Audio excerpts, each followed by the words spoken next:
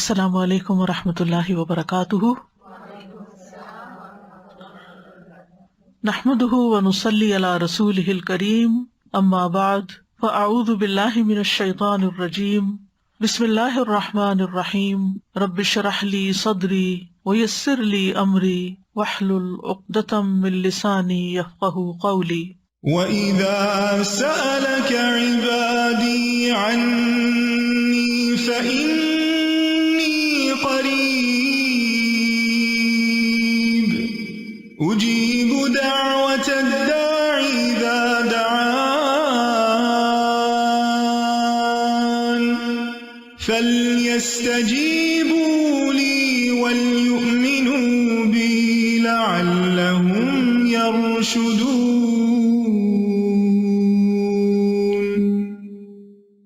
اور جب میرے بندے آپ سے میرے بارے میں سوال کریں تو کہہ دیجئے، بے شک میں قریب ہوں، میں پکارنے والے کی پکار کا جواب دیتا ہوں۔ جب وہ مجھے پکارے تو ان کو چاہیے کہ وہ میرا حکم مانیں اور مجھ پر ایمان رکھیں تاکہ وہ ہدایت پائیں۔ فَاسْتَغْفِرُوهُ ثُمَّ تُوبُوا إِلَيْهِ إِنَّ رَبِّي قَرِيبٌ مُجِيبٌ۔ سو اس سے بخشش مانگو، پھر اس کی طرف پلٹ آؤ، یقیناً میرا رب قریب ہے، قبول کرنے والا ہے۔ الحمد للہ البر الرحیم، غافر الذنب وقابل التوب شدید العقاب ذی الطول، لا الہ الا هو الیہ المصیر، لہ الحمد کلہ وبیدہ الخیر کلہ والیہ یرجع الامر کلہ، لہ الحمد کما ینبغی لجلال وجہہ وعظیم سلطانہ، لہ الحمد حتی یرضی ولہ الحمد اذا رضی وَلَهُ الْحَمْدُ بَعْدَ الرِّضَا وَلَهُ الْحَمْدُ عَلَى كُلِّ حَالٍ۔ ہر قسم کی حمد اللہ کے لیے ہے جو احسان کرنے والا، بہت مہربان، جو گناہوں کو معاف کرنے والا، توبہ قبول کرنے والا، سخت سزا دینے والا اور فضل و کرم کرنے والا ہے۔ اس کے سوا کوئی معبود برحق نہیں ہے اور اسی کی طرف لوٹ کر جانا ہے۔ ہر قسم کی حمد اسی کے لیے ہے اور ہر قسم کی خیر اسی کے ہاتھ میں ہے اور تمام معاملات اسی کی طرف لوٹائے جاتے ہیں، اور ہر قسم کی حمد اسی کے لیے ہے جو اس کے چہرے کی عظمت کے لائق ہے اور اس کی بادشاہت کے لائق ہے۔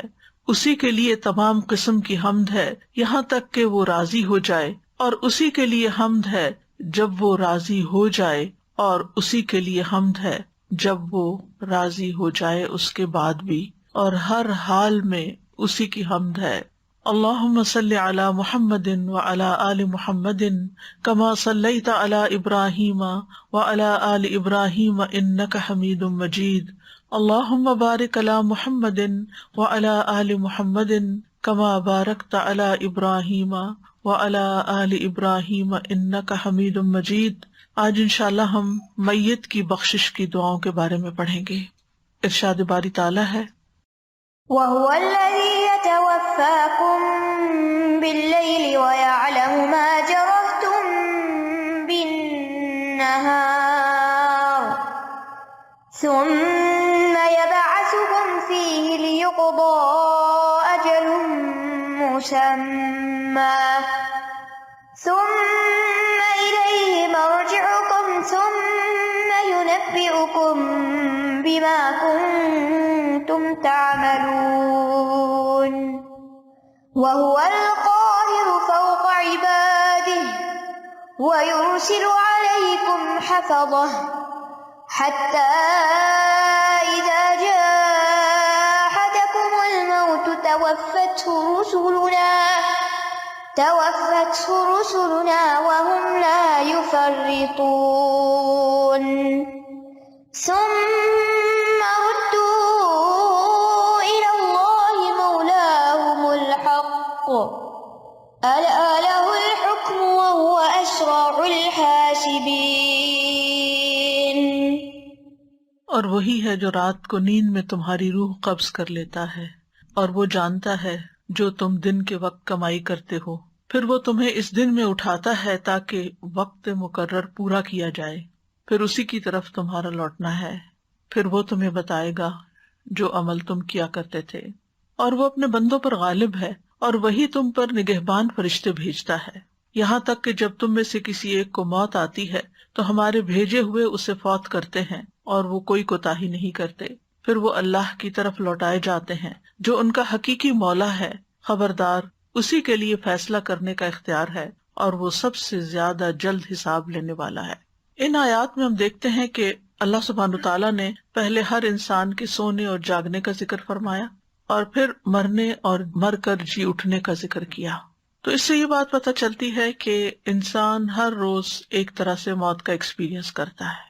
وہ جب سوتا ہے تو گویا وہ نیند کی حالت میں جانا اس کا ایسے ہی ہے جیسے نیند موت کی بہن ہے، جسے انسان پھر مر کر اس دنیا سے چلا جائے گا، کیونکہ نیند بھی انسان کے دن بھر کے کاموں کو، اس کے آس پاس کی چیزوں کو اور اس کے رشتہ داروں کو، ہر چیز کو منقطع کر دیتی ہے، اس سے الگ کر دیتی ہے، اور اسی طرح موت بھی ان سب چیزوں سے جدا کر دیتی ہے۔ تو اس سے پتہ یہ چلتا ہے کہ انسان کی زندگی اور موت پر مکمل اختیار صرف اللہ سبحانہ تعالیٰ کو ہے۔ وہی جلاتا ہے، وہی موت دیتا ہے، وہی ان کی زندگی اور موت کی تدبیر کرتا ہے۔ اسی کے حکم سے جسم رات کو سکون پاتے ہیں، اور اسی کے حکم سے پھر دوبارہ جی اٹھتے ہیں۔ وہی نیند سے بیداری کے بعد دوبارہ ان کو زندہ کرتا ہے تاکہ وہ دنیا میں اپنے دن پورے کریں، یہاں تک کہ انسان اپنی زندگی کی مدت پوری کر لیتا ہے، اور ایک رات ایسی آتی ہے کہ جس کے بعد پھر اگلا دن نہیں آتا، یا ایسا دن آتا ہے کہ جس کے بعد پھر رات نہیں آتی۔ تو یہ سب کچھ دراصل اللہ تعالیٰ ہی کے اختیار میں ہے، اور اس میں انسان اپنی طرف سے کمی بیشی نہیں کر سکتا، نہ اپنی زندگی بڑھا سکتا اور نہ اپنی موت کے آنے کو روک سکتا ہے۔ جس طرح نیند کے وقت وہ بے بس ہو جاتا ہے، اور خاص طور پر آج کل جیسے راتیں چھوٹی ہیں، دن لمبے ہوتے ہیں، اور عشاء کی نماز کا آپ کو انتظار کرنا ہوتا ہے، تو بعض اوقات آپ انتظار میں اور بعض اوقات نماز میں سونے لگتے ہیں اور آپ کو پتہ بھی نہیں چلتا۔ اور ہم میں سے ہر شخص اس چیز کا ایکسپیرینس کرتا ہے کہ نیند کے آگے انسان بے بس ہے، اسی طرح موت کے آگے بھی بالکل بے بس ہے، کچھ بھی نہیں کر سکے گا جب موت آ جائے گی۔ تو بہرحال ہر ایک کو مرنا ہے، کل نفس ذائقۃ الموت، ہر ایک کو واپس جانا ہے۔ یہ ایک اٹل حقیقت ہے جس میں دنیا میں دو آدمیوں میں بھی اختلاف نہیں، یہ متفق علیہ بات ہے جس میں کسی قسم کا کوئی شک و شبہ نہیں۔ تو فرمایا وَهُوَ الَّذِي يَتَوَفَّاكُمْ بِاللَّيْلِ، وہی ہے جو تمہیں رات کو فوت کر لیتا ہے، یعنی رات کو سلا دیتا ہے، یعنی نیند بھی اللہ کے حکم سے آتی ہے۔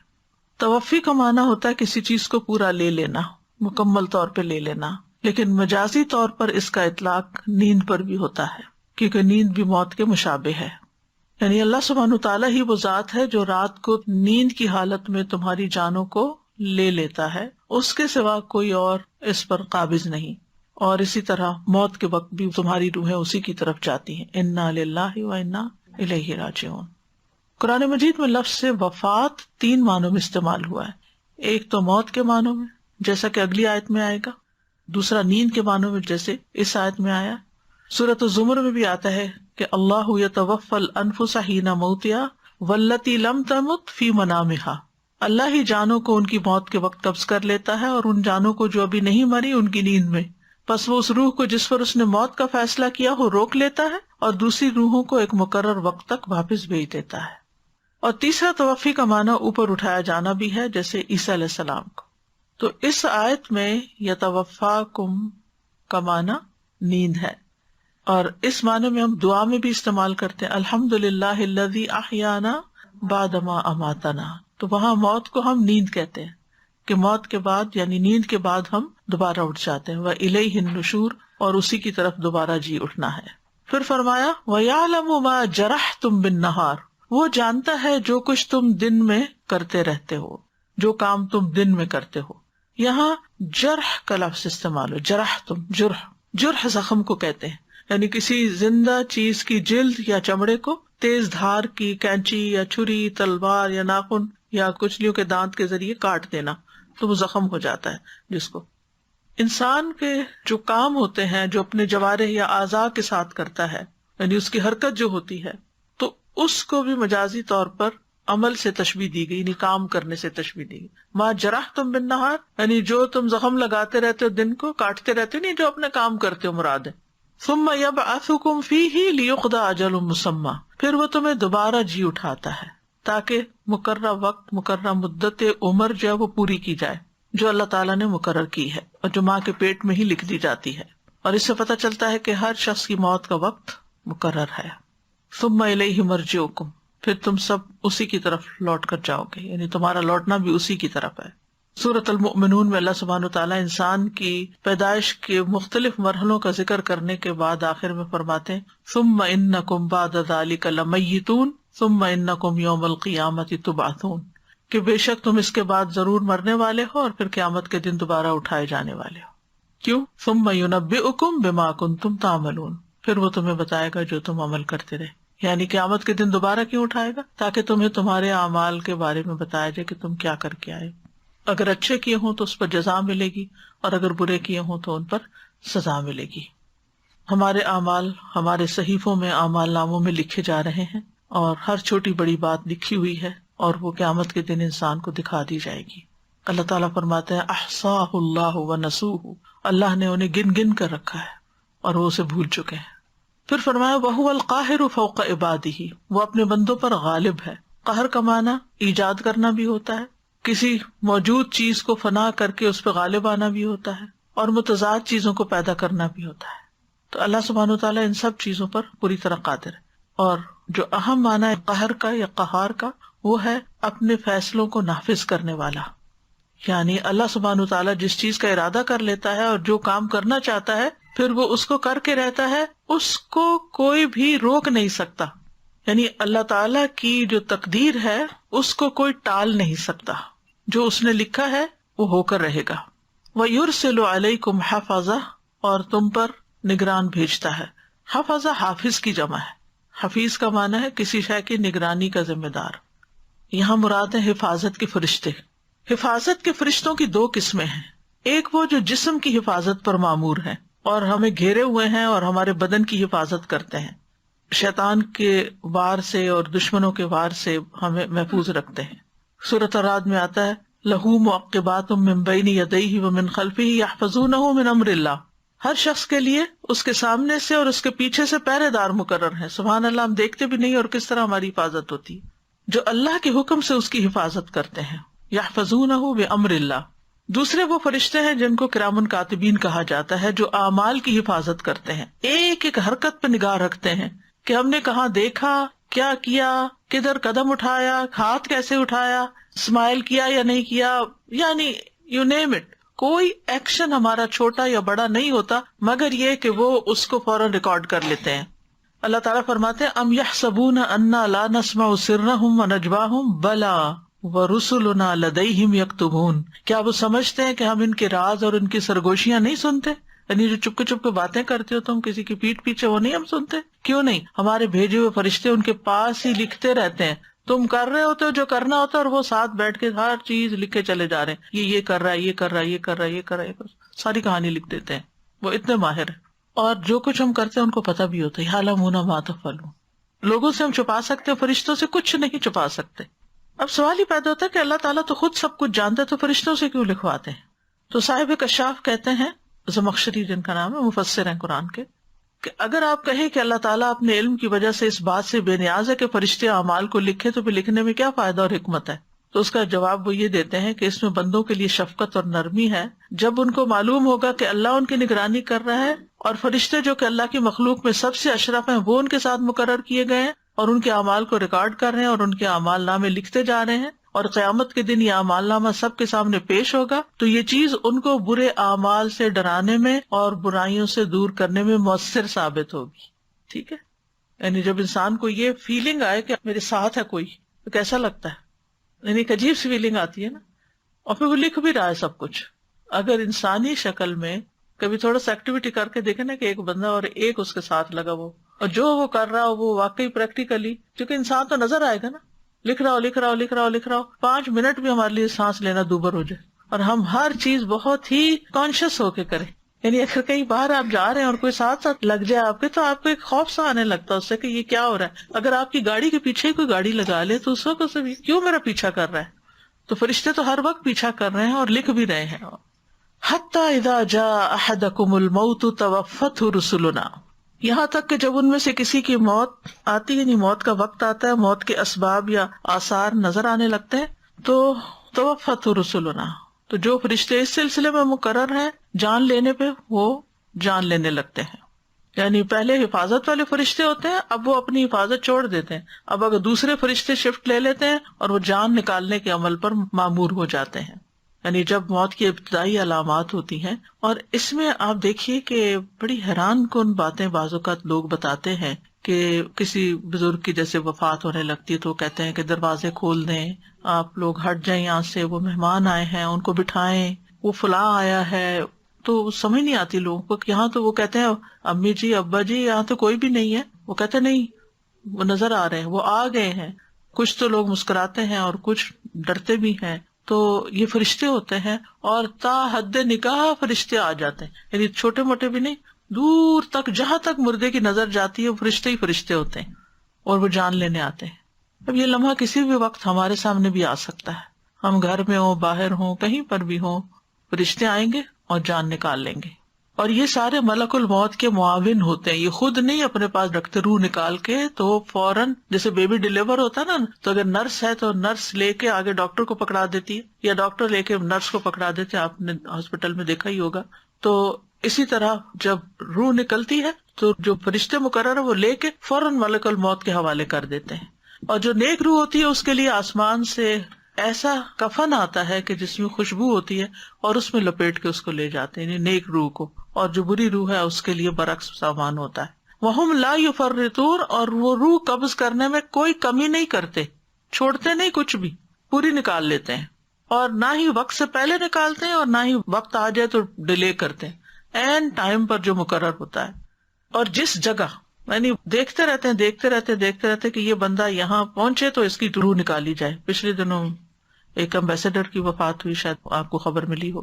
کسی ملک کا امبیسڈر تھا تو وہ اسپیچ دے رہا تھا، ڈائس پہ کھڑا ہے، اسپیچ دے رہا ہے اور بات کر رہا ہے. اور ایک بات اس نے کی تو سارے جتنے بھی سامنے لوگ بیٹھے سب تالی بجا رہے تھے. جو ہی تالی رکی تو اس کے بعد اس نے کسی کی طرف اشارہ کر کے کوئی بات کہی، اور صرف ابھی وہ بات کہی ہی تھی کہ ایک دم وہ وہیں گر گئے اور پھر وہیں ڈیتھ ہو گئی ان کی.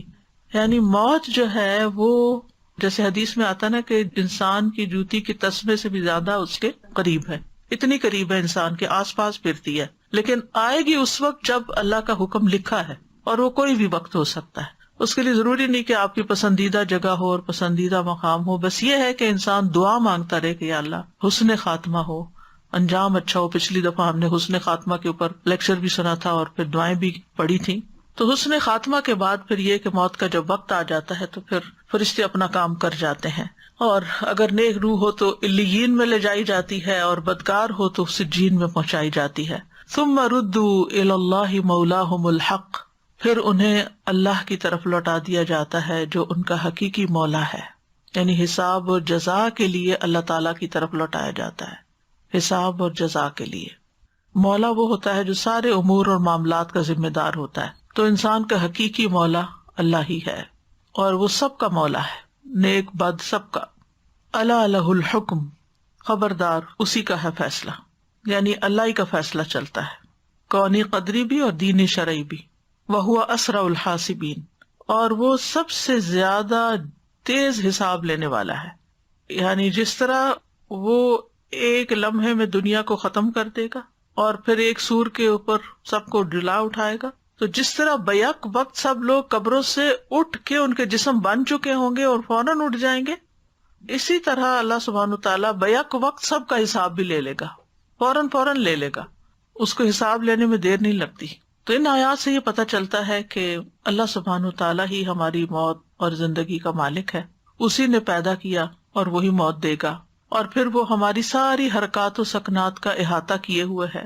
پھر یہ کہ سونا اور جاگنا آخرت کی یاد دلاتا ہے، یعنی ہر روز انسان جب سو جاتا ہے تو وہ ایک طرح سے موت کے منہ میں چلا جاتا ہے، اور پھر دوبارہ اٹھنا جو ہے وہ اسی طرح ہی ہوگا جیسے انسان نیند سے اٹھ جاتا ہے. لہذا موت کی یاد انسان کے دل کے اندر رہنی چاہیے، کیونکہ یہ انسان کو سیدھا رکھتی ہے، غفلت سے بچاتی ہے۔ ذنون مصری کہتے ہیں، جب تم سونے لگو تو موت کو تکیہ بنایا کرو، جب تم کھڑے ہو جاؤ تو موت کو اپنی نگاہوں کا ہدف بنایا کرو، تم ایسے ہو جاؤ گویا تمہیں دنیا کی کوئی حاجت نہیں اور تمہارے پاس آخرت کے سوا کوئی چارہ نہیں۔ کعب کہتے ہیں، جو موت کی حقیقت کو پہچان لیتا ہے اس پر دنیا کی مصیبتیں اور پریشانیاں ہلکی ہو جاتی ہیں۔ اور سبحان اللہ، یہ بات بڑی ہی سچی ہے، بہت سچی۔ انسان چھوٹی چھوٹی چیزوں پر، چھوٹی چھوٹی باتوں پر پریشان ہوتا ہے، لیکن جب وہ یہ سوچ لیتا ہے نا کہ بس تھوڑے ہی دن کی بات ہے، چلے جانا یہاں سے، مسافر بن کے جیتا ہے، مسافر بن کے دنیا میں رہتا ہے، دل نہیں لگاتا، تو بڑے سے بڑا ایشو اس کے لیے مسئلہ نہیں بنتا۔ وہ کہتا ہے یہ مسئلہ بھی ختم ہو جانا ہے اور میں نے بھی ختم ہو جانا ہے، پھر ہم سب نے اللہ کے حضور حاضر ہونا ہے۔ اگر کوئی شخص میرے ساتھ ظلم اور زیادتی کر رہا ہے تو اللہ تعالیٰ خود اس کو پوچھ لے گا، انصاف کا ایک دن جو ہے۔ تو یہ چیز اس کو بے نیاز کر دیتی ہے لوگوں کے رویے سے بھی۔ پھر اسی طرح یہ ہے کہ ابو ہریرہ رضی اللہ عنہ کے بارے میں آتا ہے، جب کسی کو جنازہ اٹھائے ہوئے دیکھتے تو کہتے، چلتے جاؤ، ہم تمہارے پیچھے آ رہے ہیں، یعنی تم چلو ہم بھی آ رہے ہیں۔ اور وہ بھی چلے گئے نا، حضرت ابو ہریرہ بھی چلے گئے اور ہم نے بھی اسی طرح چلے جانا ہے۔ تو موت کی حقیقت یہ ہے کہ نمبر 1، ہر شخص نے مرنا ہے، کل نفس ذائقۃ الموت۔ پھر یہ کہ ہماری جان کس فرشتے نے نکالنی ہے وہ بھی مقرر کر دیا گیا ہے، وہ بھی نامینیٹ ہو چکا ہے کہ فلاں شخص پر فلاں فرشتہ جائے گا، کیونکہ بیک وقت دنیا میں کتنے لوگ فوت ہو رہے ہوتے ہیں، تو ہر ایک کے لیے اپوائنٹڈ ہیں فرشتے۔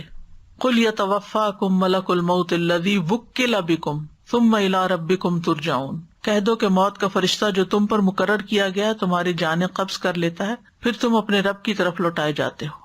پھر یہ ہے کہ موت سے فرار ممکن نہیں ہے۔ قل ان الموت الذی تفرون منہ فانہ ملاقیکم، جس موت سے تم بھاگتے ہو وہ خود آ جائے گی، تو بھاگنا فائدہ نہیں دے گا۔ انسان چاہے بہت بڑے بڑے قلعوں میں بند ہو جائے تب بھی موت آ جائے گی۔ حضرت انس کہتے ہیں، جب فاطمہ رضی اللہ عنہا نے رسول اللہ صلی اللہ علیہ وسلم کی موت کی شدت محسوس کی تو وہ آپ سے کہنے لگی، ہائے تکلیف۔ آپ نے فرمایا، اے میری بیٹی، تمہارے باپ پہ وہ وقت آ گیا ہے کہ اللہ اس سے کسی کو بھی نہیں چھوڑنے والا، قیامت کے دن کی ملاقات کے لیے۔ پھر اسی طرح یہ کہ موت کا وقت اور جگہ بھی مقرر ہے کہ کس زمین پر موت آئے گی، کتاباً مؤجلہ، لکھا ہوا وقت ہے، کون سی جگہ اور کون سا وقت۔ اور رسول اللہ صلی اللہ علیہ وسلم نے فرمایا، جب کسی خاص جگہ میں کسی کو موت دینے کا فیصلہ کر دیا جاتا ہے تو اس کے لیے وہ جگہ محبوب بنا دی جاتی ہے اور وہاں اس کی کوئی ضرورت پیدا کر دی جاتی ہے، انسان چل کے وہاں چلا جاتا ہے اور وہاں آگے موت کھڑی ہوتی ہے۔ پھر یہ بھی یاد رکھے کہ موت کی سختیاں بھی ہیں۔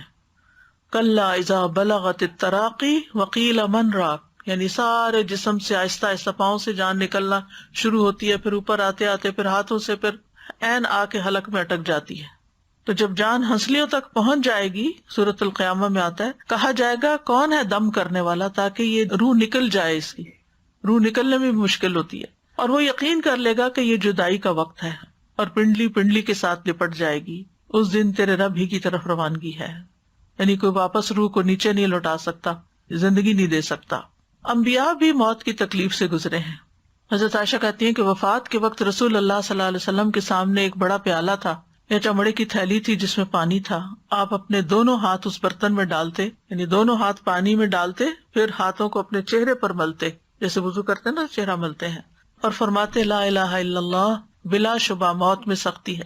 پھر آپ اپنا ہاتھ اٹھا کر فرمانے لگے، پھر رفیق الاعلیٰ، یہاں تک کہ آپ کی روح قبض کر لی گئی اور آپ کا ہاتھ جھک گیا۔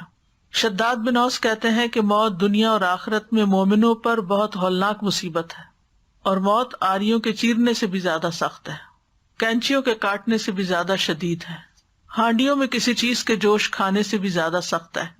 اور اگر کسی آدمی کو دوبارہ زندہ کیا جائے، پھر وہ دنیا والوں کو موت کی تکلیف کے بارے میں بتا دے، تو لوگ اپنی زندگیوں سے فائدہ نہ اٹھا سکیں گے اور نہ ہی اپنی نیند کا مزہ لے سکیں گے۔ تو موت جو ہے وہ ایک گھبرا دینے والی چیز ہے، بہرحال گزرنا اس سے سب کو ہی ہے، اس منزل کو پار کرنا، اس پل سے گزر کر دوسری طرف جانا ہے، لہذا عقل مند وہی ہے جو اس کی تیاری کرتا رہے۔ ہم اپنی دنیا کو بہت سارا وقت دیتے ہیں اور اپنی آخرت کو بھولے رہتے ہیں۔ دنیا کے کام بھی آخرت میں اجر کی نیت سے کریں تو وہ بھی عبادت بن جاتے ہیں، ایز لانگ ایز کہ وہ جائز ہوں، حلال درست کام ہوں۔ لیکن آخرت سے بالکل بے فکر اور غافل ہو کر بالکل ناسمجھ لوگوں کی طرح زندگی بسر کرنا یا حیوانوں کی طرح زندگی بسر کرنا، یہ اپنے ساتھ زیادتی ہے۔ بہرحال اب اگر اپنے قریب والوں میں سے، پیاروں میں سے کسی کی وفات کا وقت ہوتا ہے تو جو ہی روح نکلے سب سے پہلے انا للہ و انا الیہ راجعون پڑھے، کیونکہ وہ غم اور دکھ کا وقت ہوتا ہے. اور پھر یہ دعا اللہم اجرنی فی مصیبتی واخلف لی خیرا منہا، کہ اللہ مجھے میری مصیبت میں اجر دے اور مجھے اس کا بہتر نعم البدل عطا فرما. تو اللہ تعالیٰ اس کو بہتر نعم البدل عطا کرتے ہیں، یہ اس کا غم دور کر دیتے ہیں. پھر اپنے ساتھ تہیہ کریں کہ میں اپنی زبان سے کوئی ایسی بات نہیں کروں گا جو رب کو ناراض کرنے والی ہو. جانے والا چلا گیا، ہمارے جسم کا حصہ چلا گیا، ہمارے محبتوں کا ایک مرکز چلا گیا، لیکن اب رب کو نہیں ناراض کرنا. انس رضی اللہ عنہ کہتے ہیں کہ میں نے نبی صلی اللہ علیہ وسلم کے بیٹے کو دیکھا جو ابراہیم تھے کہ وہ رسول اللہ صلی اللہ علیہ وسلم کے سامنے دم توڑ رہے تھے. رسول اللہ صلی اللہ علیہ وسلم کی آنکھوں سے آنسو جاری ہو گئے تو آپ نے فرمایا آنکھوں سے آنسو جاری ہیں اور دل غمگین ہے، مگر زبان سے ہم وہی کہیں گے جو ہمارے رب کو پسند ہے، اور اللہ کی قسم ہے ابراہیم ہم تمہاری جدائی سے غمگین ہیں. یعنی غم دل میں آنا کوئی برا نہیں. نبی صلی اللہ علیہ وسلم پہ بھی غم آیا تھا، آپ کی آنکھوں سے بھی آنسو جاری ہوئے تھے، جس سے یہ پتہ چلتا ہے کہ مرنے والا کے لیے رونا منع نہیں ہے. غم اور تکلیف کے وقت اگر کسی کے آنسو بہہ جاتے ہیں تو اس کو آر نہیں دلانی چاہیے کہ تم نے کوئی غلط کام کیا ہے، کیونکہ یہ دل کی نرمی کی علامت ہوتے ہیں یہ آنسو. پھر یہ کہ اللہ کی ناراضگی والی بات نہیں کرنی کوئی، کہ کیوں اللہ تعالیٰ نے ایسے کیا، یا میرے ساتھ ہی کیوں ہوا، یا میرے ساتھ بڑی زیادتی ہو گئی، نعوذ باللہ. ایسا کچھ بھی نہیں، کیونکہ ہمارے پاس جو کچھ ہے، چاہے مال ہے یا اولاد ہے یا دوست رشتہ دار ہیں، وہ سب اللہ کی ایک نعمت ہے. ہم نے کچھ دے کے نہیں لیا ہوا ان کو، اللہ نے ہی دیا ہے، اور اللہ تعالیٰ جب چاہے واپس لے سکتا ہے. جیسے ام سلیم نے اپنے بیٹے کی وفات پہ کیا تھا، اپنے شوہر کو کیسے بتایا تھا کہ اگر کوئی شخص تمہیں کچھ دے امانت کے طور پر اور پھر وہ واپس لینے آ جائے تو تم ناراض ہوگے. تو اس نے کہا نہیں، کہا تمہارا بیٹا بھی اللہ کی امانت تھا، اس نے واپس لے لیا.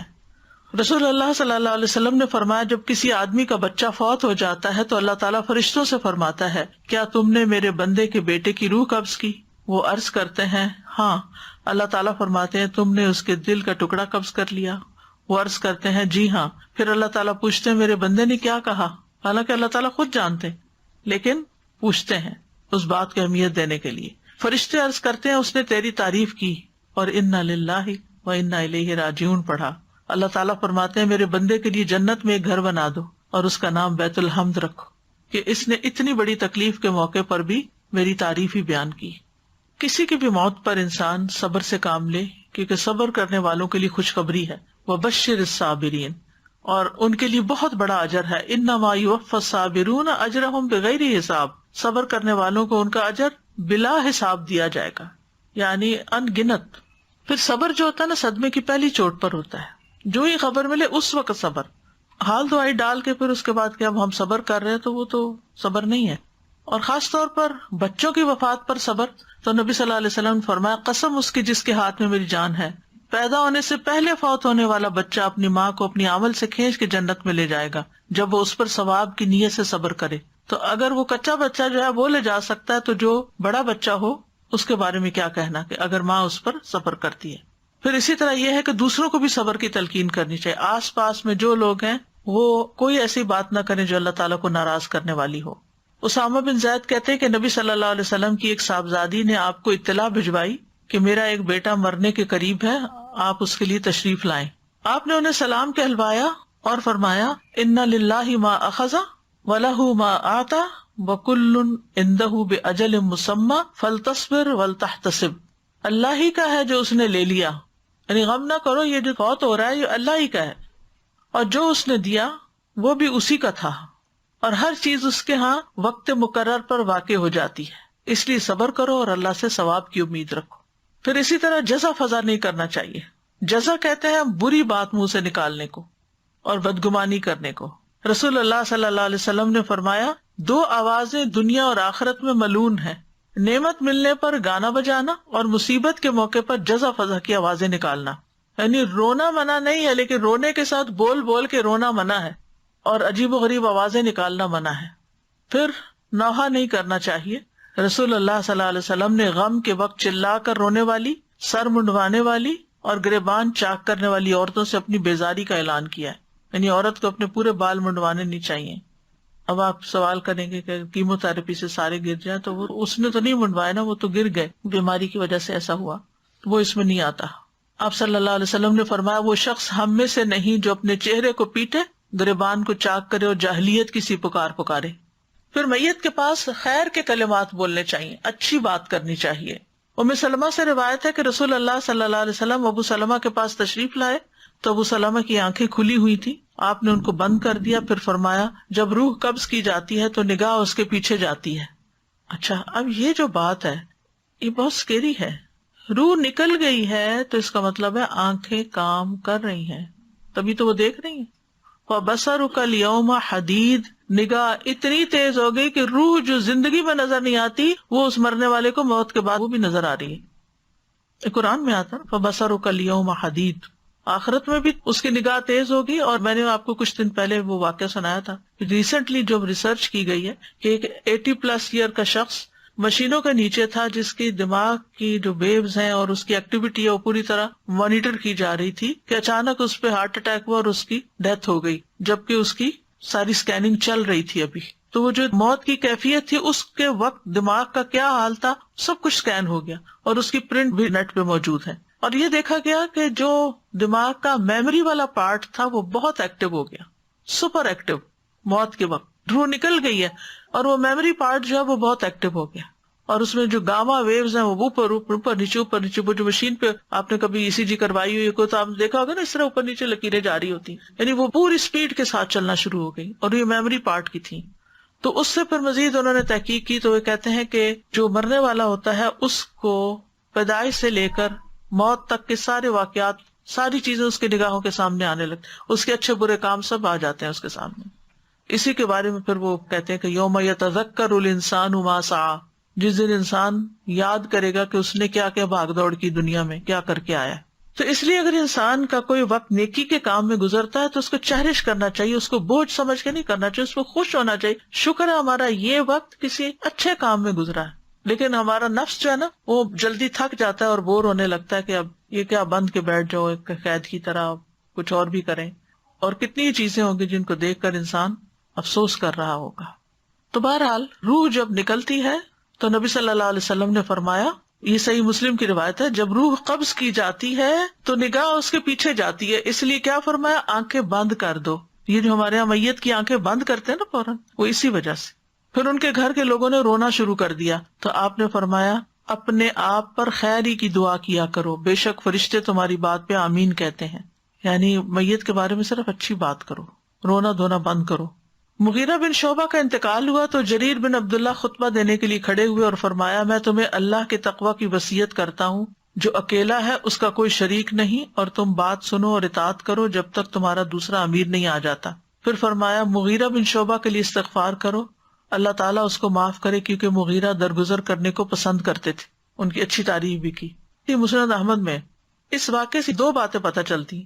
ایک تو یہ کہ جب کوئی فوت ہو جائے تو وہاں پر اگر کوئی شخص کچھ واعظ نصیحت کر لے تو کوئی بری بات نہیں ہے, جیسے کہ ان صحابی نے بوقت ضرورت کی. ٹھیک ہے, یہ ایک روٹین نہیں تھی, کوئی رسم رواج نہیں تھا کہ کوئی فوت ہو تو ساتھ ہی درس شروع کر دیا جائے, لیکن اگر لوگ وہاں موجود ہیں تو وقت ضائع کرنے کی بجائے ان کو اگر کوئی تعلیم دے دی جائے تو اس میں کوئی حرج کی بات نہیں ہے. اور دوسری بات یہ کہ وہ ان کی تعریف کر رہے تھے, یعنی کہ جو مغیرہ تھے وہ لوگوں کو معاف کر دیا کرتے تھے, تو ان کے لیے دعا کرو کہ اللہ تعالیٰ ان کو بھی معاف کر دے. اللہ کو صحابی رسول تھے, ان کو بھی بخشش کی دعا چاہیے تھی. پھر اگر میت کے ساتھ آپ کا کوئی اختلاف ہو, کوئی ناراضگی ہو چکی ہو, کوئی بات ہو, تو اب اس کو بلا دیں, وہ پہنچ گیا اپنے انجام کو, اب آپ معاف کریں اس کو. نبی صلی اللہ علیہ وسلم نے فرمایا مردوں کو برا نہ کہو, کیونکہ انہوں نے جیسا عمل کیا اس کا بدلہ پا لیا. سنن ابی داؤد کی روایت میں ہے نبی صلی اللہ علیہ وسلم نے فرمایا جب تمہارا ساتھی وفات پا جائے تو اسے چھوڑ دو, اس کے عیب بیان نہ کرو, اب معاف کر دو اس کو. پھر یہ کہ جلد از جلد کفنانے دفنانے کا انتظام کرو. نبی صلی اللہ علیہ وسلم نے فرمایا جنازہ لے کر جلدی چلا کرو, کیونکہ اگر وہ نیک ہے تو تم اس کو خیر کی طرف آگے کر رہے ہو, اور اگر وہ اس کے سوا ہے تو ایک شر ہے جسے تم اپنی گردنوں سے اتار دیتے ہو. پھر اسی طرح پہلا کرنے کا کام یہ ہے کہ اگر میت پہ کوئی قرض ہو تو اعلان کر دینا چاہیے فوراً کہ اگر کسی کا بھی قرض ہے تو وہ بتائے, کوئی دلیل لائے, اور دفنانے سے پہلے اس کا قرض ادا کر دینا چاہیے اسی کے مال میں سے. اور اگر نہیں تو کوئی اور رشتہ دار ذمہ داری لے لے, کیونکہ قرض کی دعاؤں میں نے تفصیل سے آپ کو بتایا تھا کہ جب تک قرض ادا نہ ہو انسان سکون نہیں پا سکتا قبر میں, کیونکہ شہید سے بھی سارے گناہ معاف ہو جاتے ہیں لیکن قرض کا گناہ نہیں معاف ہوتا۔ پھر یہ کہ میت کو قریبی رشتہ دار غسل دیں، اپنی ہی بیٹی، اپنی بہن، اپنی والدہ، قریب ترین لوگوں کا حق ہے۔ اور اگر ان کو غسل دینا نہیں آتا تو کوئی ایک غسل دینے کا طریقہ جاننے والا غسل دے اور ان کو ساتھ پانی ڈالنے کے لیے کہے اور ان کو ساتھ ساتھ سکھاتا بھی جائے۔ یہ کوئی ایکسکیوز نہیں ہے کہ انسان کہ مجھے آتا نہیں اس لیے میں اس طرف کھڑا ہوں۔ ہاں ٹھیک ہے، اگر آپ صحت کے کسی مسئلے کی وجہ سے بیچ میں شریک نہیں ہو سکتے، آپ جھک نہیں سکتے، آپ میت کو اٹھا نہیں سکتے، آپ کمزور ہیں، بیمار ہیں، کوئی وجہ ہے، وہ تو اور چیز ہے۔ ادروائز قریبی لوگ اس کو، کیونکہ بعض لوگ تو ٹچ بھی نہیں کرتے، پروفیشنل کو بلاتے تم غسل دے دو، تم کفن پہنا دو، ہم نہیں پاس آ رہے، ڈر رہے بھی وہ تمہیں پکڑ کے ساتھ لے جائے گا، ایک دن تو جانا ہی ہے۔ بلکہ ہاتھ لگائے انسان تو زیادہ اچھا ہوتا ہے کہ انسان کو ایک سکون سا بھی آ جاتا ہے۔ نبی صلی اللہ علیہ وسلم کو جب غسل دینے پر اتفاق ہو گیا تو گھر میں صرف آپ کے اہل خانہ تھے۔ چچا عباس تھے، چچا کے بیٹے علی بن ابی طالب تھے، چچا کے بیٹے فضل بن عباس تھے، قسم بن عباس تھے، اسامہ بن زید تھے اور آپ کے آزاد کردہ غلام صالح۔ اسی دوران ایک انصاری بھائی اوس نے آواز دے کے کہا حضرت علی کو کہ اے علی، میں اللہ کی قسم دیتا ہوں آپ کو رسول اللہ صلی اللہ علیہ وسلم کے غسل میں ہمارا حصہ بھی رکھنا۔ حضرت علی نے فرمایا اندر آ جاؤ، تو وہ بھی اندر چلے گئے۔ اس موقع پہ موجود رہے، انہوں نے غسل میں شرکت نہیں کی، انہوں نے آپ صلی اللہ علیہ وسلم کو اپنے سینے سے سہارا دیا، یعنی سہارا دینے والوں میں شامل ہو، جبکہ آپ کی قمیص آپ کے جسم پر تھی۔ عباس، فضل اور قسم پہلو بدل رہے تھے آپ کا، یعنی سائڈ سے نہلانے کے لیے، پھر دوسری طرف سے علی بن ابی طالب ان کی مدد کر رہے تھے، اسامہ اور صالح پانی ڈال رہے تھے اور حضرت علی جو تھے وہ ساتھ واش کر رہے تھے۔ تو اس سے یہ پتہ چلتا ہے کہ غسل دینے کے لیے 3 4 5 لوگ بھی ہو سکتے ہیں جو مل جل کر اس کام کو کریں، تاکہ جلدی بھی کام ہو اور سیکھیں بھی جن کو نہیں آتا۔ پھر یہ کہ بیری کے پانی سے غسل دینا، اور اگر بیری کے پتے کہیں نہ ملیں، جیسے یہاں نہیں ملتے، تو پھر جو واشنگ لیکوڈ ہے اس سے بھی دھو سکتے ہیں۔ پھر سفید اور اچھا کفن پہنانا، نبی صلی اللہ علیہ وسلم نے فرمایا سفید لباس پہنا کرو، یہ تمہارا بہترین لباس ہے، اور اسی میں مردوں کو کفن دیا کرو۔ پھر یہ کہ اچھا کفن ہونا چاہیے، آپ نے فرمایا جب کوئی آدمی اپنے بھائی کو کفن دینے کا ذمہ دار بنے تو اچھا کفن دے، کیونکہ مردوں کو اپنے کفنوں میں اٹھایا جائے گا اور اسی لباس میں وہ ملاقات کریں گے۔ ایک اور روایت میں آتا ہے جس نے میت کو غسل دیا اور اس کی کسی ناپسندیدہ چیز کی پردہ پوشی کی، یعنی کسی کو نہیں بتایا، اللہ اس کے گناہوں کی پردہ پوشی کرے گا۔ اور جس نے کسی مسلمان کو کفن دیا، اللہ تعالیٰ اسے قیامت کے دن سندس کا لباس پہنائے گا۔ تو کفن ڈونیٹ بھی کرنے چاہیے، خاص طور پر اگر کسی جگہ بہت کٹھی موتیں واقع ہو جائے اور کفن کی کمی ہو جائے تو اس میں تو ضروری حصہ ڈالنا چاہیے، ادروائز بھی دینے چاہیے۔ جی، الوداع کی کیٹیگریز میں ایک کیٹیگری بھی ہے، کیونکہ ہوتا یہ ہے کہ اچانک وفات ہو جاتی ہے، گھر والوں نے کفن لے کے نہیں رکھا ہوتا، رات کا وقت ہوتا ہے، یہ ایسا وقت جمعہ یا ہڑتال، کئی مسائل کھڑے ہو گئے تھے، جس کے بعد الوداع نے ڈیسائیڈ کیا کہ نہیں ہر وقت، اور ہمارے اسٹاف کی گاڑیوں میں بعض اوقات جو لوگ جاتے ہیں نہلانے وغیرہ کے لیے ان کی گاڑی میں کفن رکھا رہتا ہے۔ میری جو بڑی والدہ تھیں انہوں نے اپنے بکس کے اندر ہمیشہ کفن رکھا ہوتا تھا، اور اس کے اندر مشک کافور بھی، اور ہم بچے ہوتے تھے تو وہ جب بھی اپنا بکس کھولتی تھی تو وہ ہمیں ضرور دکھایا کرتی تھی۔ ہم کہتے تھے کہ یہ کیا ہے، تو کہتے تھے یہ میرا کفن ہے۔ اور مجھے کچھ یاد پڑتا ہے، میری نانی شاید زمزم کے پانی سے گیلا کر کے لائی تھی، جی جی جی، وہ بھی وارڈ روم میں اگر لٹکا ہوا ہو تو جب انسان کھولے تو یاد آ جائے کہ ایک دن یہ بھی ڈریس پہننا ہے۔ پھر یہ کہ جنازے کے پاس آوازیں نہیں بلند کرنی چاہیے، باتیں نہیں کرنی چاہیے، زور زور سے نہیں بولنا چاہیے، ایک احترام اور ادب رہنا چاہیے۔ نہلانے والوں کو بھی بہت باتیں نہیں کرنی چاہیے، تاکہ ایک جو روب ہوتا ہے نا، موت کی جو گھبراہٹ ہوتی ہے وہ باقی رہے، انسان اس سے کوئی سبق سیکھے۔ پھر عورتوں کو جنازے کے ساتھ نہیں جانا چاہیے۔ حضرت عائشہ کہتی ہیں کہ آپ صلی اللہ علیہ وسلم نے عورتوں کو جنازے کے پیچھے جانے سے منع فرمایا، اور فرمایا کہ ان کے لیے اس کام میں کوئی اجر نہیں۔ مردوں کے لیے تو اجر ہے نا، وہ ایک قرات کا جو جنازہ پڑے اور 2 قرات جو دفن تک رہے وہاں، فرمایا ان کے لیے اس کام میں کوئی اجر نہیں۔ یعنی ایک الٹا آپ نافرمانی کرتے ہیں نبی صلی اللہ علیہ وسلم کی وہاں جا کر، اور دوسرا ہے کہ کچھ کما کے نہیں آتے۔ پھر دفنانے کے بعد رک کر میت کے لیے بخشش اور ثابت قدمی کی دعا بھی کی جائے۔ عثمان بن عفان سے روایت ہے کہ نبی صلی اللہ علیہ وسلم جب میت کی تدفین سے فارغ ہو جاتے تو اس کے پاس کچھ دیر ٹھہرتے اور فرماتے اپنے بھائی کے لیے مغفرت طلب کرو، اس کے لیے ثابت قدمی کی دعا کرو، کیونکہ اب اس سے سوال ہوگا۔ یعنی دفنانے کے بعد ایک دم نہ نکلے وہاں سے، بلکہ کھڑے ہو کر دعا کریں کہ اللہ اس کو اس امتحان میں کامیاب کرے جو سب منکر نکیر کے سوالوں کا ہے۔ حضرت عمر بن العاص نے وصیت کی تھی کہ بچوں میری قبر پر اس وقت تک کھڑے رہنا جتنی دیر میں اونٹ کو ذبح کر کے اس کا گوشت کاٹ کے تقسیم کیا جاتا ہے، یعنی گھنٹہ بھر تقریباً۔ پھر میت کے لیے دعا جو ہے وہ سب سے بڑا تحفہ ہے جو آپ اس کو دے سکتے ہیں. نبی صلی اللہ علیہ وسلم جب میت کو دفن کر کے فارغ ہو جاتے تو اس کی قبر پر رکتے اور فرماتے اپنے بھائی کے لیے استغفار کرو، بخشش کی دعا مانگو، خاص طور پر اولاد کی دعا، کیونکہ نبی صلی اللہ علیہ وسلم نے فرمایا جب انسان مر جاتا ہے تو اس کے اعمال کا سلسلہ ختم ہو جاتا ہے سوائے 3 چیزوں کے جن کا ثواب میت کو پہنچتا رہتا ہے: صدقہ جاریہ، یا لوگوں کو فائدہ دینے والا علم، یا نیک اولاد جو میت کے لیے دعا کرتی ہے. خاص طور پر اولاد کی دعا میت کے درجات کی بلندی کا باعث بنتی ہے. تو انہیں بچوں کو بٹھا کے اس ٹاپک پہ بات کر کے ان کو دعا سکھانی بھی چاہیے اور تلقین بھی کرنی چاہیے. رسول اللہ صلی اللہ علیہ وسلم نے فرمایا بے شک اللہ عز و جل جنت میں نیک بندے کا درجہ بلند فرمائیں گے تو وہ کہے گا یا رب یہ درجہ مجھے کیسے حاصل ہوا؟ اللہ تعالیٰ فرمائے گا تیرے بیٹے کا تیرے لیے استغفار کرنے کی وجہ سے، یعنی تمہارے اپنے اعمال یہاں تک تھے اور تمہارے بچے نے جو دعائیں کی اس کی وجہ سے اور اوپر چلے گئے. ولد کا لفظ جو ہے نا بچہ بچی دونوں کے لیے استعمال ہوتا ہے. میت کی بخشش کی دعائیں کون سی ہیں؟ ایک تو قرآن مجید کی وہ دعا جو پہلے بھی ایک دفعہ آپ کو واضح کر چکی ہوں، ربنا اغفر لنا ولاخواننا الذین سبقونا بالایمان ولا تجعل فی قلوبنا غلا للذین آمنوا ربنا انک رؤوف رحیم. اے ہمارے رب ہمیں بھی بخش دے اور ہمارے ان بھائیوں کو بھی جو ہم سے پہلے ایمان لائے تھے، اور جو لوگ ایمان لائے ہیں ان کے لیے ہمارے دلوں میں کدورت نہ رہنے دے. اے ہمارے رب تو بڑا شفقت کرنے والا اور رحم کرنے والا ہے. یعنی سب سے پہلے اپنی بخشش کی دعا اور پھر دوسرے ایمان والوں کے لیے. پھر ہے اللہم اغفر لحینا و میتنا و صغیرنا و کبیرنا و ذکرنا و انثانا و شاہدنا و غائبنا اللہم من احییتہ منا فاحیہ علی الایمان ومن توفیتہ منا فتوفہ علی الاسلام اللہم لا تحرمنا اجرہ ولا تضلنا بعدہ. اے اللہ ہمارے زندوں اور ہمارے مرنے والوں کو بخش دے، اور ہمارے چھوٹوں اور ہمارے بڑوں کو، ہمارے مردوں کو اور ہماری عورتوں کو، ہمارے موجود لوگوں کو اور جو ہم میں موجود نہیں ہیں ان کو بھی. اے اللہ ہم میں سے جسے تو زندہ رکھے تو اسے ایمان کے ساتھ زندہ رکھ، اور ہم میں سے جسے تو موت دے اسے اسلام پر موت دے. اے اللہ ہمیں اس مرنے والے کے اجر سے محروم نہ رکھ اور اس کے بعد ہمیں گمراہ نہ کرنا.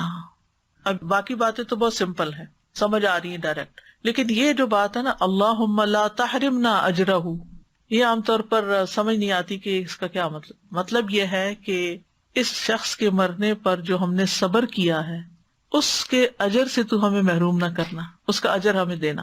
یعنی یہ ہم سے جا رہا ہے، جدا ہو رہا ہے، ہم دکھی ہیں، غمگین ہیں، تکلیف اٹھا رہے ہیں، صبر کر رہے ہیں، ہمیں اس کا اجر عطا کرنا، اس سے محروم نہ کرنا. یعنی بندے سے تو ہم محروم ہو گئے لیکن اس کے جانے پر جو صبر ہم کر رہے ہیں اس کے اجر سے ہمیں محروم نہ کرنا، اور اس کے بعد ہمیں گمراہ نہ کرنا.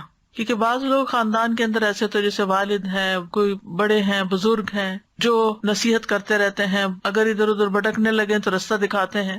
اب وہ زندگی بھی نہیں رہے تو یا اللہ ہمیں بے سہارا نہ چھوڑنا کہ ہمیں کوئی بتانے والا نہیں رہا تو ہم بھٹک جائیں اور دنیا میں کھو جائیں. اب یہاں اس دعا میں ایک اور چیز بھی ہے، یہ تو سمجھ آتا ہے اللہم اغفر لحینا و میتنا، زندہ کو بھی بخش مردہ کو بھی بخش، ٹھیک ہے، و صغیرنا و کبیرنا، ہمارے بڑوں بوڑھوں کو بھی بخش دے اور ہمارے بچوں کو بھی بخش دے. اب یہ جو صغیر ہیں، چھوٹے چھوٹے بچے، ان کا تو کوئی گناہ ہی نہیں ہے تو ان کو کیا بخشنا؟ انہوں نے بڑے ہونا ہے اور بڑے ہو کر جو غلطیاں کریں گے آئندہ کے لیے پیش بندی کی جا رہی، ان کو بھی بخش دینا. کتنی جامع دعا ہے یہ، اور کی جا سکتی، کیوں نہیں؟ جب اپنے والدین یاد آئیں تو اس وقت کر سکتے ہیں، یعنی جو جانے والے ہیں ان کے لیے. اور بچے کے لیے استغفار اس کی آئندہ زندگی میں اس کی نیکی کا باعث بھی بنتی کہ اللہ اس بچے کو بخش دینا، یعنی اس کو نیکیوں کی توفیق دینا، اس کے درجات بلند کرنا. اور یہ بھی مانا کیا گیا کہ یہاں کبیر سے مراد بوڑھے ہیں اور صغیر سے مراد جوان ہیں، یعنی بوڑھوں کو بھی بخش دے اور جوانوں کو بھی بخش دے، یہ مطلب ہے. اور پھر شاہدنا کا مطلب ہے جو اس جنازے میں حاضر ہیں ان کو بھی بخش دے، وغائبنا، اور جو یہاں نہیں پہنچ سکے، جنازے پہ حاضر نہیں ہو سکے. کئی لوگ کوشش کے باوجود بھی مس کر جاتے، نہیں پہنچ سکتے، ٹریفک میں پھنس گئے، کوئی اور مسئلہ آ گیا، نہیں پہنچے، تو اللہ ان کو بھی بخش دینا. کتنی خوبصورت دعا ہے. اور پھر زندگی ایمان پر دے اور موت اسلام پر دے، یعنی ایمان کے ساتھ جو زندگی ہے اس میں اسلام بھی داخل ہے، یعنی اپنے دل کے اندر یقین ہو اور ساتھ ہی عمل بھی ہو. اور یا اللہ جب تو ہماری روح قبض کرے تو ہم تیرے فرما بردار بندے ہوں. توفہ علی الاسلام، اللہ تعالیٰ ہمیں اس کے بعد گمراہ نہیں کرنا، ہم موت سے عبرت حاصل کرنے والے ہوں، تیری ملاقات کی تیاری کرنے والے ہوں. اس دعا کے تھوڑے تھوڑے لفظ کچھ اور روایات میں مختلف بھی ہیں، چھوٹی چھوٹی بھی ہیں. وہ اللہم اغفر لحینا و میتنا و شاہدنا و غائبنا و صغیرنا و کبیرنا و ذکرنا و انسانا، اس میں ہمارے مردوں کو بھی اور ہماری عورتوں کو بھی. ٹھیک ہے، یہ اضافہ ہے. ایک اور ہے سنن نسائی کی، اللہم اغفر لحینا و میتنا و شاہدنا و غائبنا و ذکرنا و انسانا و صغیرنا و کبیرنا. مسند احمد کی روایت میں ہے اللہم اغفر لحینا و میتنا و شاہدنا و غائبنا و صغیرنا و کبیرنا و ذکرنا و انسانا اللہم من احییتہ منا فاحیہ علی الاسلام ومن توفیتہ منا فتوفہ علی الایمان. یہاں الٹ ہو گیا، اسلام پہلے ایمان بعد. یعنی باتیں وہی ہیں، صرف ورڈ آگے پیچھے ہوئے میں، تو اس سے فرق نہیں پڑتا اتنا، لیکن جو بھی دعا آپ کو یاد ہو آپ پڑھ سکتے ہیں. ایک اور بڑی خوبصورت دعا ہے، صحیح مسلم کی ہے، اللہم اغفر لہ وارحمہ وعافہ واعف عنہ واکرم نزلہ ووسع مدخلہ واغسلہ بالماء والثلج والبرد ونقہ من الخطایا کما ینقی الثوب الابیض من الدنس اللہم ابدلہ دارا خیرا من دارہ واہلا خیرا من اہلہ وزوجا خیرا من زوجہ وادخلہ الجنۃ واعذہ من عذاب القبر ومن عذاب النار. یہ بھی بڑی خوبصورت دعا ہے. اے اللہ اس کو بخش دے اور اس پر رحم فرما اور اسے عافیت عطا فرما اور اسے معاف کر دے اور اس کی بہترین مہمانی فرما اور اس کی قبر کو کشادہ فرما اور اسے پانی برف اور اولوں سے دھو دے اور اس کے گناہوں کو اس سے اس طرح صاف کر دے جیسے کہ تو سفید کپڑے کو میل کچیل سے صاف کرتا ہے، اور اسے اس کے گھر کے بدلے بہتر گھر عطا فرما، اس کے گھر والوں سے بہتر گھر والے عطا فرما، اس کی بیوی یا شوہر سے بہتر زوج عطا فرما اور اسے جنت میں داخل فرما اور اسے قبر سے یا آگ کے عذاب سے بچا لے. اور باب بھی آتا ہے وَمِنْ عَذَابِ النَّارِ، اور آگ کے عذاب سے بچا لے. تو یا اللہ اس میت کو بخش دے اور رحم فرما. رحمت جو یہ بخشش سے زیادہ عام ہے، کیونکہ بخشش رحمت کا ایک حصہ ہے. بخشش چھوٹی چیز ہے، رحمت بڑی چیز ہے. یعنی جب اللہ تعالیٰ کسی بندے پہ رحم فرماتا ہے تو اس کو بخش دیتا ہے، اور اس کی رحمت میں سے ہے کہ اسے جنت میں بھی داخل کرتا ہے. جنت کا نام بھی رحمت ہے، اور اس کی رحمت میں سے ہے کہ اس کے درجات بھی بلند کرتا ہے. ٹھیک ہے، تو بخشش ایک حصہ ہے، لیکن ساتھ ہی رحمت بھی مانگنی چاہیے. وعافہ، اور اس کو محفوظ رکھ، یعنی جہنم کے عذاب سے بچا کے رکھ. واعف عنہ، اور اس کی خطائیں معاف کر دے.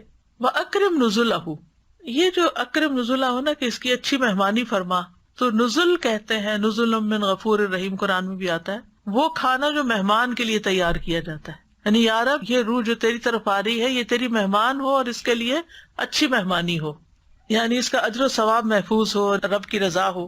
ووسع مدخلہ، مدخل سے مراد داخل ہونے کی جگہ یعنی قبر ہے، یعنی قبر وسیع کر دے. واغسلہ بالماء والثلج والبرد، اور اس کو پانی، برف اور اولے سے دھو ڈال. یہ تینوں چیزیں آپ کو تو بہت اچھی طرح معلوم ہے، اولے اور برف کیا ہوتی ہے، کیونکہ جو لوگ کبھی برف نہیں دیکھتے، مجھے کسی نے ذکر کیا کہ جب وہ پہلی دفعہ انگلینڈ آئی اور انہوں نے برف دیکھی تو انہوں نے سمجھا شاید قیامت آ گئی ہے، کہ یہ کیا چیز گرے جا رہی ہے آسمان سے نا. یعنی کچھ لوگوں کے لیے کوئی کانسیپٹ نہیں. اب تو خیر سوشل میڈیا کی وجہ سے بچے کو بہت ساری چیزیں پتہ چل گئی ہیں، لیکن پہلے اتنا عام نہیں تھا یہ سب کچھ. ابن قیم کہتے ہیں کہ انہوں نے اپنے استاد ابن تیمیہ سے اس دعا کے بارے میں دریافت کیا کہ پانی، برف اور اولوں کے ساتھ دھونے کا کیا معنی ہے. گناہوں کو تو پانی سے نہیں دھویا جاتا، پھر برف اور اولوں کا ذکر کیوں کیا گیا، جبکہ گرم پانی کسی چیز کو پاک اور صاف کرنے میں زیادہ مؤثر ہوتا ہے، تو پھر ٹھنڈی چیزوں کا کیوں ذکر کیا گیا کہ اس سے دھویا جائے. تو انہوں نے جواب دیا کہ خواہشات، گناہ اور نافرمانیاں دل کو حرارت دیتی ہیں اور کمزوری اور ڈھیلا پن اور سستی دیتی ہیں، تو اس لحاظ سے پانی، برف اور اولوں سے دھونا ہی مناسب ہے. پانی سے پاکیزگی حاصل ہو جاتی ہے کیونکہ گناہ دل کو نجس اور گندا کر دیتے ہیں، اور جب اس سے ڈھیلا پن آتا ہے، سستی آتی ہے. آپ دیکھیں کہ اگر آپ سست ہو رہے ہیں تو گرم پانی سے منہ دھوئیں گے یا ٹھنڈے سے؟ ٹھنڈے سے. ٹھیک ہے، تو گناہوں کی وجہ سے انسان کے اندر کمزوری آتی ہے اور ڈھیلا پن اور سستی آتی ہے، تو اس لیے ٹھنڈا استعمال کرنا زیادہ فائدے کا ہے. وَنَقِّهِ مِنَ الْخَطَايَا كَمَا نَقَّيْتَ الثَّوْبَ الْأَبْيَضَ مِنَ الدَّنَسِ. دنس سے مراد میل کچیل. اے اللہ اس کو خطاؤں اور گناہوں سے اچھی طرح پاک صاف کر دے، جیسے سفید کپڑا دھو کے صاف ستھرا ہو جاتا ہے ایسا صاف ہو. یعنی دعا مانگنے کے الفاظ. یاد رکھیے دعا مانگنے میں جو ورڈنگ ہے وہ بہت کاؤنٹ کرتی ہے کہ آپ کن لفظوں کے ساتھ مانگ رہے ہیں, کیا کہہ رہے ہیں. یعنی آپ رٹی رٹائی دعائیں جیسے بچپن سے سکھا دی گئی, یا اللہ معاف کر, یعنی کچھ ہوتی ہے نا رٹی ہوئی شروع سے آخر تک بس بول کے اٹھ گئے دعا مانگ لی. نہیں, الفاظ بدلتے رہے, چیز وہی ہو, بدل بدل کے مانگے. اس سے دعا کے اندر ایک مائنڈ فلنس آتی ہے, کانشیس ہوتے ہیں آپ. وَأَبْدِلْهُ دَارًا خَيْرًا مِنْ دَارِهِ, یا اللہ اس کو بدل کر دے, یعنی دنیا کے گھر کے بدلے وہاں کا گھر اچھا سا دے, یا تو قبر کے اندر یا پھر جنت کے محلات میں سے. خیرا من دارہ, اس فانی دنیا میں جو اس نے گھر بنایا تھا اس سے بہتر گھر عطا کر اس کو. وَأَهْلًا خَيْرًا مِنْ أَهْلِهِ, اور اس کے اہل و عیال دنیا کے اہل و عیال سے بھی زیادہ بہتر ہوں, یعنی جو اس کے آس پاس لوگ ہوں. اہل سے مراد خادم اور بچے ہوتے ہیں. وَزَوْجًا خَيْرًا مِنْ زَوْجِهِ, اور اسپاؤس بھی دنیا کے اسپاؤس سے بہتر. دو صورتیں ہیں اس میں. نمبر ایک, اگر شوہر فوت ہو چکا ہے یا دنیا کا شوہر اچھا ہے لیکن دنیا میں انسان کو آپس میں رہتے ہوئے کوئی رنجشیں بھی ہو جاتی ہیں, کوئی ناراضگیاں بھی ہو جاتی ہیں, کوئی دل میں ایسی چیزیں بھی ہوتی ہیں کہ انسان ایک دوسرے سے پوری طرح خوش نہیں ہوتا, کہ کچھ لوگ کمپرومائز کر کے جی رہے ہوتے ہیں. تو اگر اسی بندے نے آخرت میں جوڑا بننا ہے تو یہ اس حالت سے بہتر ہو جائے.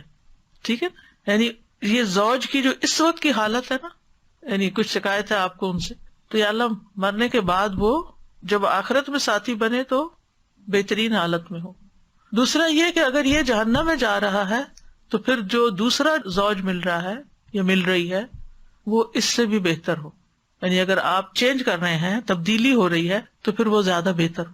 یہ اتنی حیرت انگیز دعا ہے کہ اب دل ہو بدل کر دے, یعنی یہ والا نہیں چاہیے, یعنی جس حال میں یہ دنیا میں ہے یہ والا حال نہیں چاہیے, اس سے اچھا حال چاہیے ہمیں, اس سے اچھی شکل چاہیے, اس سے اچھی اخلاق چاہیے, اس سے اچھے معاملات چاہیے. تو پھر ہی جنت کا مزہ ہے نا. اگر جنت میں بھی وہی کچھ کچھ لگی رہی اور ہر روز کوئی نہ کوئی اختلاف, کوئی نہ کوئی مسئلہ مسائل, تو پھر مزہ نہیں رہے گا نا جنت کا.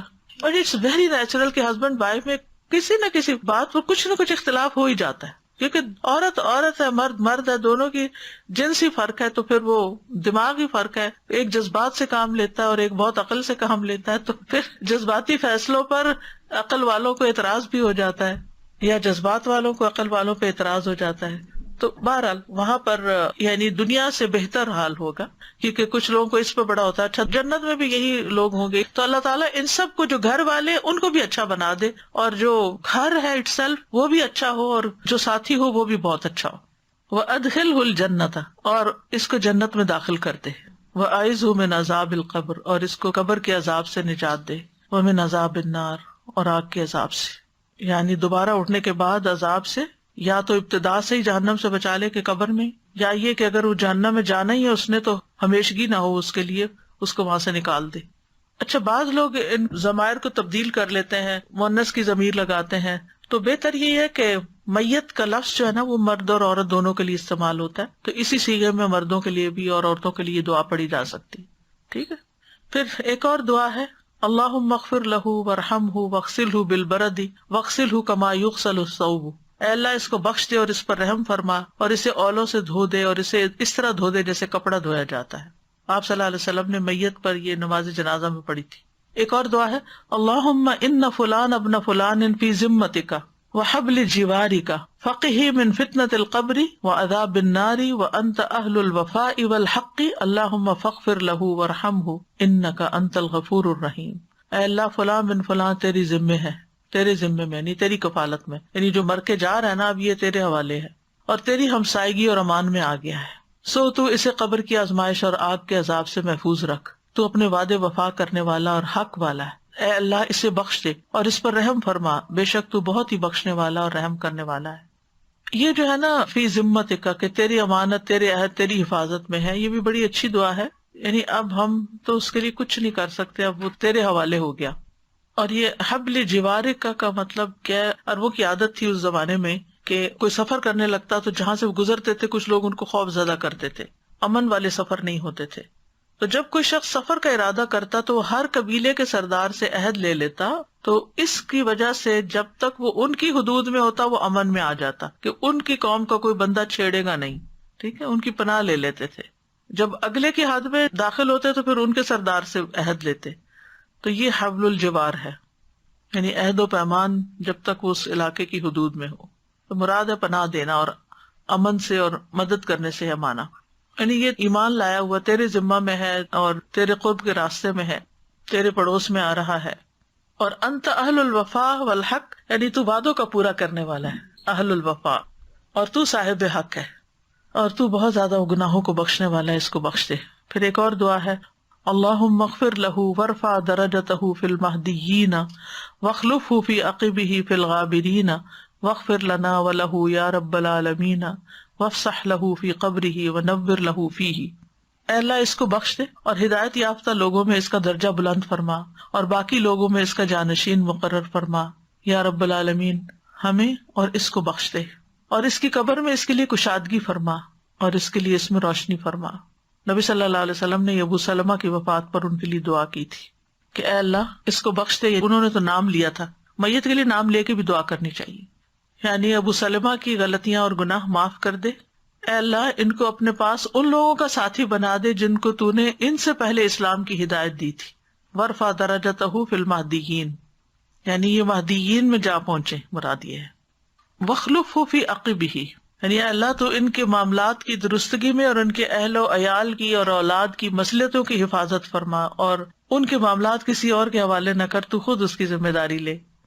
واخلفہ جانشین بن جا اس کا، یعنی ابو سلمہ کا، فی عقبہ اس کے بعد، یعنی اس کی موت کے بعد اب اس کے بچوں اور اہل و عیال کا خیال تو ہی رکھ. ایک اور روایت میں آتا ہے واخلفہ فی طریقتہ، یعنی وہ چیز جو اپنی موت کے بعد چھوڑ گئے ہیں اس کی حفاظت فرما. فی الغابرین، یعنی ان لوگوں میں جو زندہ لوگوں میں سے باقی رہ گئے پیچھے ہیں. وافسح لہ فی قبرہ، اور ایک اور روایت میں اللہم اوسع لہ فی قبرہ، یعنی اس کی قبر کو بہت زیادہ فراخ کر دے. قبر مومن کے لیے اگر اچھی ہے تو بہت بڑی نعمت ہے، اور خاص طور پر وسیع قبر، جیسے دنیا میں وسیع گھر ایسے قبر میں وسعت. وَنَوِّرْ لَهُ فِيهِ، اس کی قبر میں سے اندھیرا دور کر کے اس میں روشنی فرما دے، بہت بڑی نعمت ہے. پھر ایک اور دعا ہے اللہم انی عبدک وابن عبدک وابن امتک کان یشہد ان لا الہ الا انت وان محمدا عبدک ورسولک وانت اعلم بہ اللہم ان کان محسنا فزدہ فی احسانہ وان کان مسیئا فتجاوز عن سیئاتہ اللہم لا تحرمنا اجرہ ولا تفتنا بعدہ. اے اللہ بے شک یہ تیرا بندہ اور تیرے بندے کا بیٹا اور تیری لونڈی کا بیٹا، اور یہ اس بات کی گواہی دیتا تھا کہ تیرے سوا کوئی معبود نہیں، اور بے شک محمد صلی اللہ علیہ وسلم تیرے بندے ہیں اور تیرے رسول ہیں، اور تو اس کا حال خوب جانتا ہے. اے اللہ اگر یہ نیک تھا تو اس کا اجر زیادہ کر، اور اگر گناہ گار تھا تو اس کی برائیوں سے درگزر فرما. اے اللہ ہمیں اس کے ثواب سے محروم نہ کر، یعنی جو ہم اس پہ صبر کریں، اور ہمیں اس کے بعد فتنے میں نہ ڈالنا. پھر ہے اللہم عبدک وابن امتک احتاج الی رحمتک وانت غنی عن عذابہ ان کان محسنا فزدہ فی احسانہ وان کان مسیئا فتجاوز عنہ. اے اللہ تیرا بندہ اور تیری بندی کا بیٹا تیری رحمت کا محتاج ہے، اور تو اسے عذاب دینے سے بے نیاز ہے، یعنی تجھے ضرورت نہیں ہے. اگر وہ محسن تھا تو اس کے احسانات پر ثواب بڑھا دے، اور اگر برائیوں پر تھا تو اسے درگزر فرما. پھر یعنی بچے کی میت ہو تو اس کے لیے بھی دعا ہے الگ، اللہم اعیذہ من عذاب القبر، اللہ اس بچے کو قبر کے عذاب سے بچانا. قبر ہر ایک کو بھیجتی ہے ایک دفعہ، اور اس لیے بھی کہ اللہ کو پتا ہے کہ اگر یہ بچہ زندہ رہتا تو کیا کرتا. پھر ایک اور دعا ہے اللہم اجعلہ لنا فرطا وسلفا واجرا، اے اللہ اس بچے کو ہمارے لیے ہم سے پہلے آگے جا کے انتظام کرنے والا اور اجر کا باعث بنا دے.